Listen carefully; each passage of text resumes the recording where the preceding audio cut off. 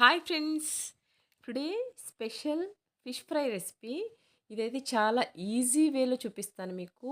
Taste అయితే చాలా బాగుంటుంది. తప్పకుండా ట్రై చేయండి. ఫిష్ ఫ్రై కోసం ముందుగా మనం కొంచెం ధనియాలు, చిన్న చెక్క, 4 లవంగాలు, కొంచెం జీరా అండ్ కొన్ని మిరియాలు, కొంచెం కొబ్బరి, ఎండు కొబ్బరి, కొంచెం ఒక బిర్యానీ ఆకు అండ్ 6 or 7 రెడ్ చిల్లీ. ఇప్పుడు ఇవన్నీ ఒక ప్యాన్లో వేసుకొని లైట్గా ఫ్రై చేసుకోవాలి సిమ్లో పెట్టుకొని.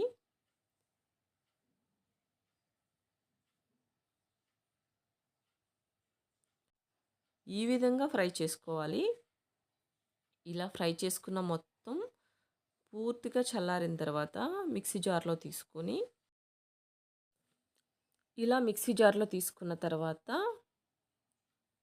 మనం ఎండు కొబ్బరి ఫ్రై చేయలేదు కదా, అది చిన్నగా కట్ చేసుకుని ముక్కల కింద ఇలా ఇందులో యాడ్ చేసుకుని దీని మొత్తాన్ని కూడా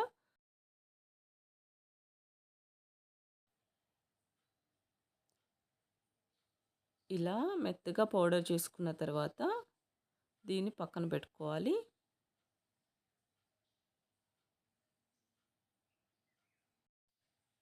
ఇప్పుడు ఒక ప్లేట్ తీసుకుని మనం మిక్సీ పెట్టుకున్న పౌడర్ ఏదైతే ఉందో అది ప్లేట్లో వేసుకుని ఇందులోనే కొంచెం పసుపు అండ్ టేస్ట్కి సరిపోయినంత సాల్టు, 1 టేబుల్ స్పూన్ అల్లం వెల్లుల్లి పేస్ట్ అండ్ ఒక మీడియం సైజ్ లెమన్ కూడా ఇందులో పిండుకోవాలి.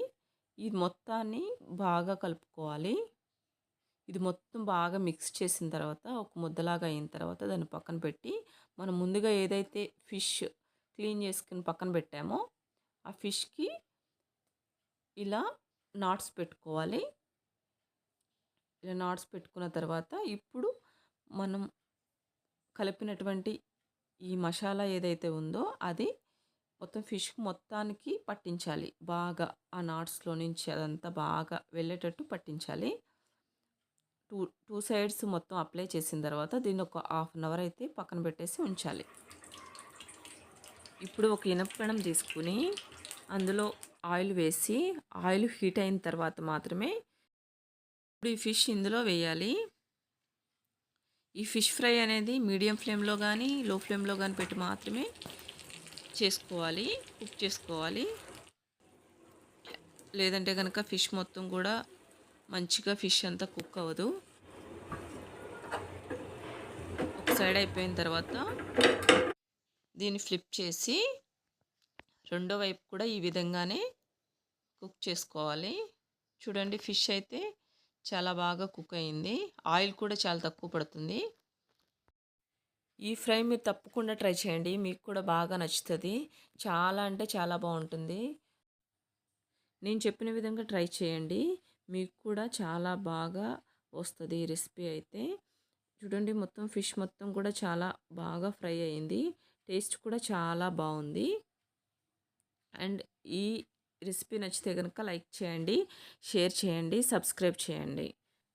ఇలానే మన ఛానల్ని సపోర్ట్ చేయండి. Thank you for watching.